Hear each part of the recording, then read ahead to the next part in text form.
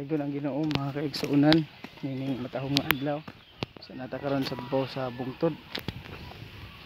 Nagbisita sa toong mga kaigsuunan taliwala sa init na panahon.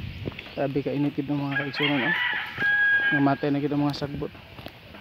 Nga ang mga dagkong kahoy na layos na pud ang dahon.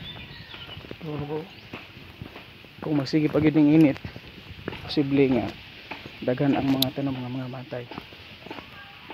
Sa kapahinumdum po ikan sa Ginoo sa Habakuk Kapitulo 3 17 hangtod sa 19 si Propeta Habakuk mga kaigsuunan, bisan pa daw mahurot na ang mga tanom, dili na mamunga ang kaparasan, mahurot ng kahayupan, pero magmalipayon gyapon siya sa Ginoo. Medyo lisod ang dalan.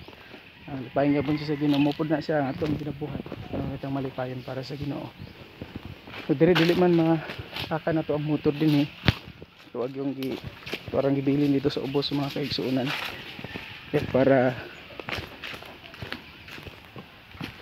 iniglugsong nato. Konra tawhay. Salamat kayo sa Ginoo. Salamat po sa padayon ninyong pagsuporta sa ato ang YouTube channel. Palihog ko sa padayon sa pag-share, pag-subscribe o comment mo diha mga kaigsuunan. Labi na kung nakapadasik kini sa inyo kining atong video nga ginabuhat. So, salamat kayo sa Ginoo. Itong mga pipila ka mga bulan tuig itong ginabilin na itong motor dito sa unahan. Karon kay na may pathway ato na siyang masulod. Salamat sa Ginoo. Huwag muna ako mga kaigsuunan samtang magapadayon ta sa pagpamuhat. So daghan pa tag bisitahon karong adlaw pan tuig-tugyan sa Ginoo nga magmalampuson ta. Tanan ang atong mga kaigsuunan nga kinabisita na to.